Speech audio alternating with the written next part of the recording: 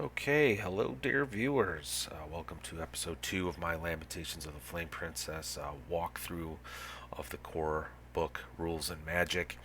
This is being made alongside a actual play of Lamentations of the Flame Princess and Gary Gygax's classic Temple of Elemental Evil. The party just completed A Stranger Storm, an introductory adventure for Lamentations of the Flame Princess, which is available in the free referee's guide that you can find at the LOTFP website. Link will be below.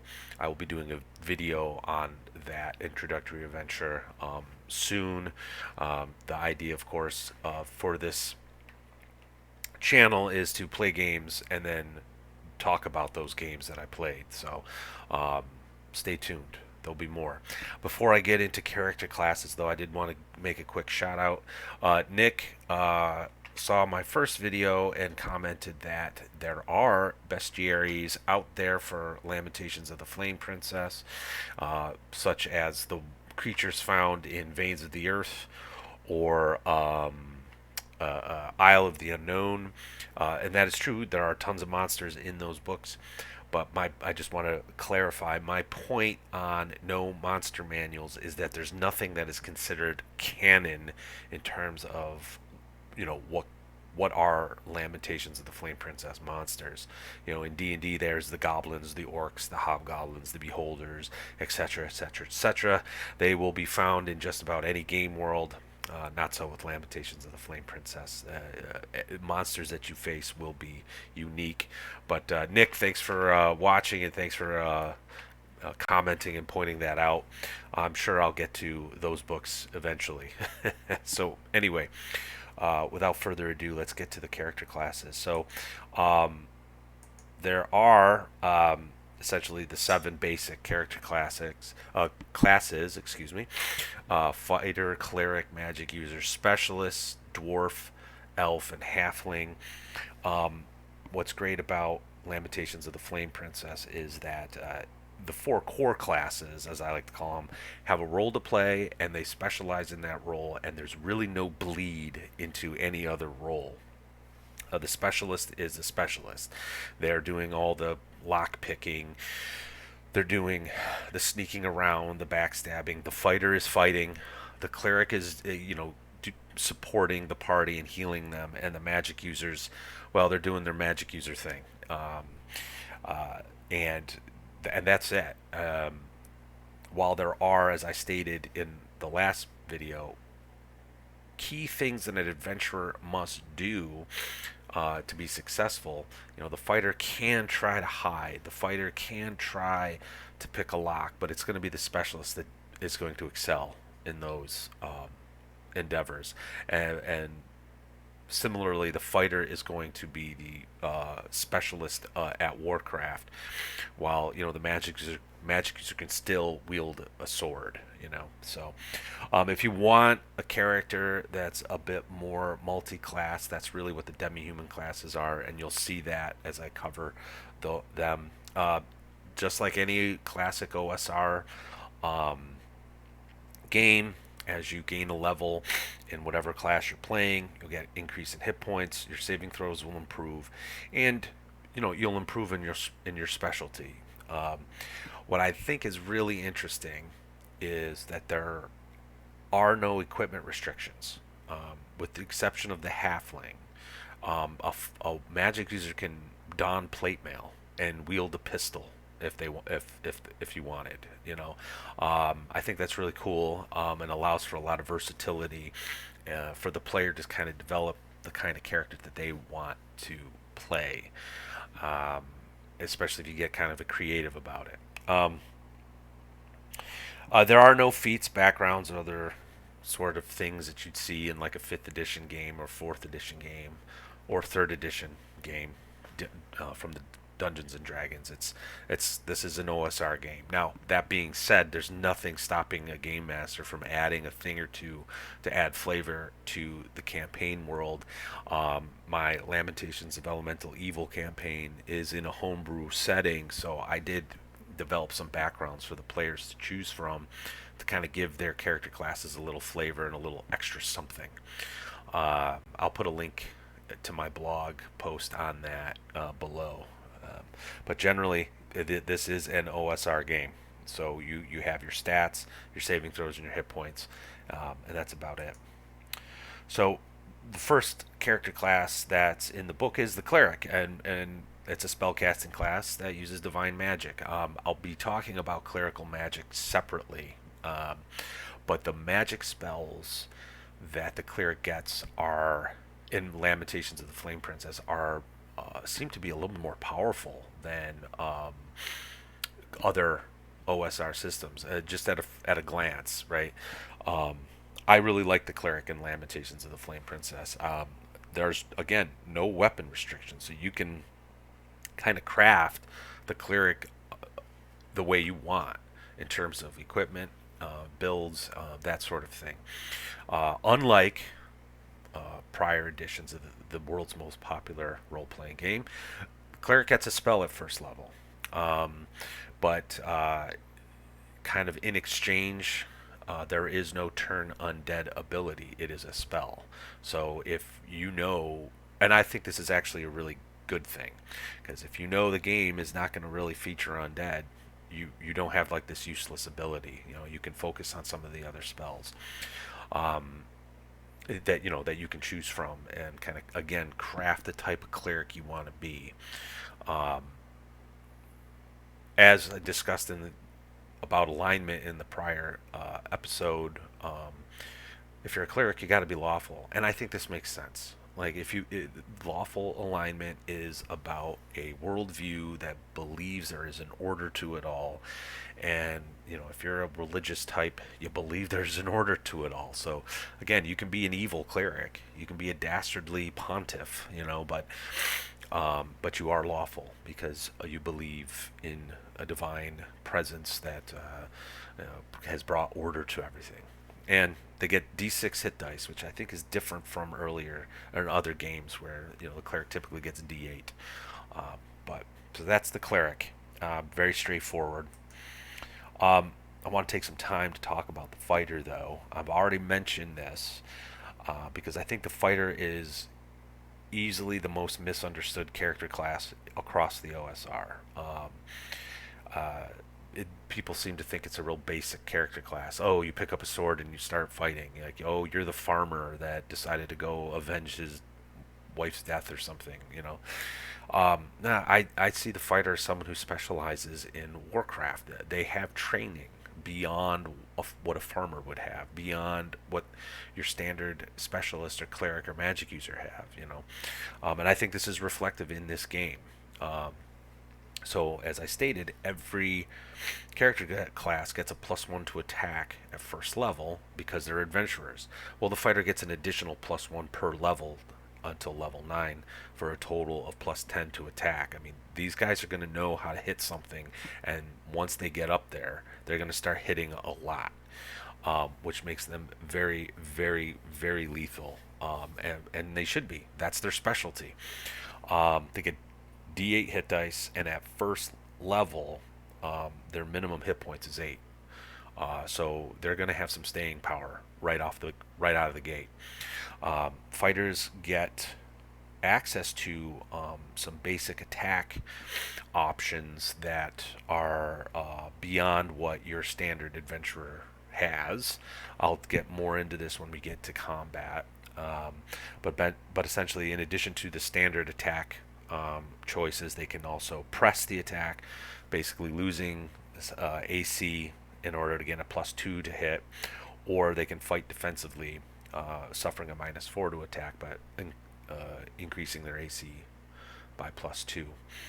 And that's pretty much it. But I did want to point out, there's no feats, there's no abilities that the fighter gets that beyond those sort of like, I guess, combat stances, we'll say, that you see in other games like 5th edition. But that shouldn't stop you from demonstrating your excellence in fighting. If you're playing a fighter, fight. get creative. Tell the DM that you want to, pick up an improvised weapon like a mug while you're in the middle of a bar brawl, and hit someone with it. Tell the DM that I should say referee. I keep saying DM. Tell the referee that you want to leap off the balcony, swing on the chandelier, and kick someone in the face. You're a fighter, so fight and get creative, and basically make your referee's life a living hell as they're having to make all these rulings on the fly. But that's what you should be doing, in my opinion. Okay, the magic user. I'm going to spend a lot of time on magic in separate videos and in blog posts, because magic in Lamentations of the Flame Princess I think is really important. And the magic user in this game is potentially can be the most powerful character in the party when played right. So obviously you get the magic user spells, and you will see the spell list is very different from your standard BX or BECMI or second edition, first edition spell lists. There's no fireball, there's no invisibility, there is magic missile, but there's other spells, and the way they're used, you really want to get creative. So be creative. You have to be chaotic because you're defying the order as you wield these, eldritch powers that no man should know. So you must be chaotic in alignment. There are no weapon or armor restrictions, as I've stated before, which is really cool. Like if you want to wear plate mail, you can. You just probably won't be able to cast any spells because, once you become lightly encumbered, it becomes challenging for you to pull off those magical abilities. But I've read stories on like Reddit or Facebook of very creative players getting around some of these things. There's spell scroll creation and laboratory rules are really clearly defined and allow for enterprising magic user players to do some really neat stuff. So, but I'll be talking about those later.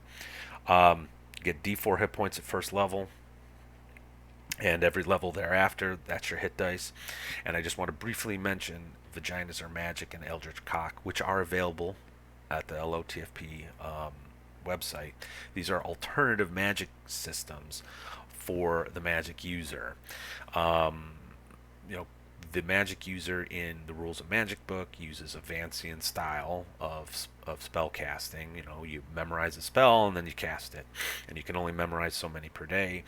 Vaginas Are Magic and Eldritch Cock offer an alternative system, which I will cover eventually, that provide for additional casting beyond what your level allows. But then there's magical mishaps, which really makes magic all the more deadly and dangerous. Some people don't like Vancian magic. I actually don't have a problem with it. I really like it. But Vaginas Are Magic and Eldritch Cock provide a alternative, and I even am going to use those books as a sort of secondary magic user, a different character class almost. But I'll be covering those in another video. Okay, the Specialist. This is my favorite OSR class across all the OSR games out there, and it's because of its versatility. I think this is a brilliant take on the quote thief or rogue, because it's not a thief or a rogue, it's something completely different. So the core adventuring skills are listed here: architecture, bushcraft, climb, languages, search, sleight of hand, sneak attack, stealth, and tinker. I'll get into more details of those skills in later videos, but this is what the Specialist specializes in, and they gain skill points each level. They start with 4, and then they get 2 additional as they every level thereafter, and then you just start putting points in these skills. These skills are determined. Success on the skills are determined by a D6. So everyone starts with 1 in 6 chance of being able to understand the architecture of some dungeon, or maybe find like a sliding door or something. The specialist, however, will specialize and may put more points in there, increasing their chance at success there. Um, I really, really love that system. I think it sort of streamlines the abilities and skills across the board. I come from a second edition sort of a Dungeons and Dragons background, so I'd see percentile checks for the thief, but then I'd see the elf can like search 2 in 6 chance, and I always thought that was a little odd. Um, Here it's just across the board. This is what it is, and I like that a lot. Um, and Because of the way the specialist can spend points and what the core adventuring skills are, you don't necessarily have to play a thief or some guy who like picks pockets and stuff. I mean, it's there. That's what sleight of hand is for. But like you could make like a ranger type character by just focusing on bushcraft, climb, stealth, and maybe sneak attack when you're whipping out your bow and taking out hitting someone on surprise. In a one shot I played about a year ago, or I should say I ran. A friend of mine made a linguist, a guy who's just sort of interested in architecture and archaeology. He basically was making um, Indiana Jones, but he put a lot of points in languages and architecture, which ended up helping the party because I was running Death Frost Doom, and he rolled his languages skill and knew the Duvanku language. So uh, it was a neat take on the character class, and it just shows you how versatile the specialist is. And it's very it is my favorite, and it's surprisingly my favorite because in all other editions of the game and all other OSR games, I freaking hate the thief. I hate playing thieves. I hate playing rogues. But I love the specialist. So anyway, play specialists. They're great. All right, the dwarf. Okay, so now we're going into the demi-humans here. Okay, so the dwarf gets D10 hit dice, and their thing is that they're tough. Okay, they have a lot of hit points, so they have this neat little ability. They get a +1 to their Constitution modifier, regardless of what they rolled um, for their Constitution. So if you roll a 10 Constitution, that's +0, but the dwarf will get +1 on top of that. If you make a dwarf with like an 8 Constitution, which would be a -1 to hit points, that +1 would negate it. So it's very, very cool way of giving dwarves Constitution bonuses, and that modifier will apply after level 9 when the hit points are just a static number. Every other character class, the Constitution bonus no longer applies, but except for the dwarf. So they are tough, very tough, meat shields, really. They're also capable of carrying a lot more. We'll get into the encumbrance rules later. It's a slot-based system, which I really like, and the dwarf can carry more before he or she is deemed encumbered. While they do not get a fighting bonus beyond that +1 at first level, they can use press or defensive fighting like the fighter. And They also gain architecture 3 and 6 at first level, and that'll increase as they gain in levels. I think it's every 3 levels they get another point in architecture, and that just is the classic dwarf. They just know about underground stuff and things.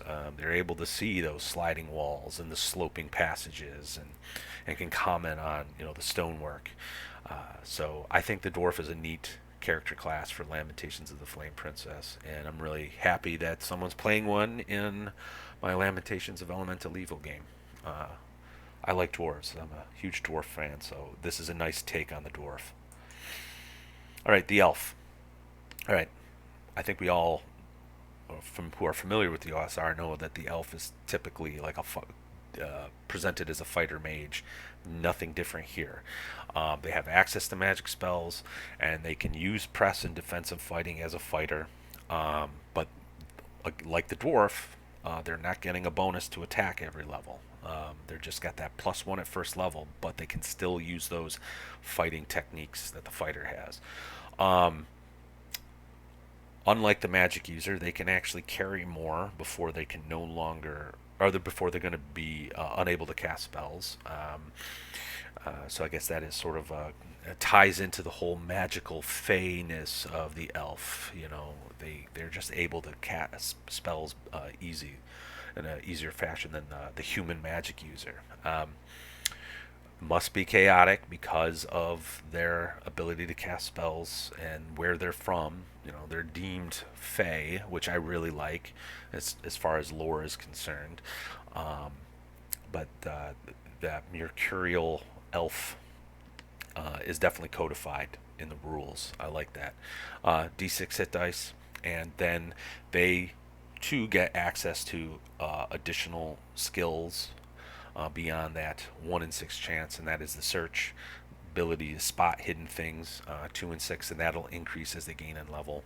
And because of their heightened awareness, they're only surprised on a 1 in 6. So that is the elf, a nice character class. What I've noticed too is like you need 3,000 XP to get to second level. It is probably one of the more powerful character classes in the game, and I think the XP chart reflects that. All right, and then finally we have the halfling. I don't know how I feel about the halfling. Just generally speaking across the OSR, I sort of feel like it's the um, I don't know. It doesn't get enough love, I think, but I do like how the halflings handled in Lamentations of the Flame Princess. Like the dwarf, it gets a +1 dexterity modifier regardless of what you roll. So if you got a 10 dex, you still get a +1 to your AC because of that dexterity modifier. What's really cool is that the halfling also gets a +1 to their armor class when they're not surprised. So arguably with that 10 dex halfling, you're still getting a +2 to your dexterity, or excuse me, your armor class. So that's nice. That's really nice. D6 hit dice, and they start with a static stealth ability 5 and 6 chance. So they're going to be able to hide real well. And then they get the bushcraft skill in a similar fashion that the dwarves get with architecture. It starts at 3 and 6, and it'll increase as you gain in levels. The halfling's the only one who really has equipment restrictions, and that's just because of their size. You know, they cannot use large weapons, and medium weapons have to be wielded two-handed. But otherwise, halfling can wear plate mail. And that same a one-shot game for Death Frost Doom, another player was playing a halfling who was decked in plate mail and carried 2 pistols. He was a little tank. I think they nicknamed him Howitzer. But that was I couldn't hit him. He had like such a high AC, but fun character to play and fun character to be seen playing, and a neat take on the halfling. But I think overall, you know, all these character classes, because they're so how do I say this, sparse in terms of what they have, and the allows for a lot of interpretation for the players, and I think that's important, especially when we start talking about the lack of restrictions for equipment. That makes these character classes in Lamentations of the Flame Princess, like on their face, there's only 7 of them, and it doesn't look like there's much to do with them. But if you go beyond the numbers and get a little creative, you can make some really neat characters with these character classes. And with the 4 core classes, you know, there's a lot of niche protection. You know, a fighter's going to fight, magic user's going to do their magic thing, so on and so forth. I think this is a really, really great take on the core classic character classes from the OSR. So that's it for today. I will be diving into the rules in the next video. That's going to take a few, as we'll look at all the things that can happen, and how Lamentations and the Flame Princess, I guess, adjudicates those things. So, um, Lamentations of Elemental Evil is going great. I'm going to be drafting a review of Vendor Satanis's Chartreuse Shadows, the third book in the Chult trilogy, hopefully this week. So check that out. And yeah, that's it. Until next time, take it easy, guys.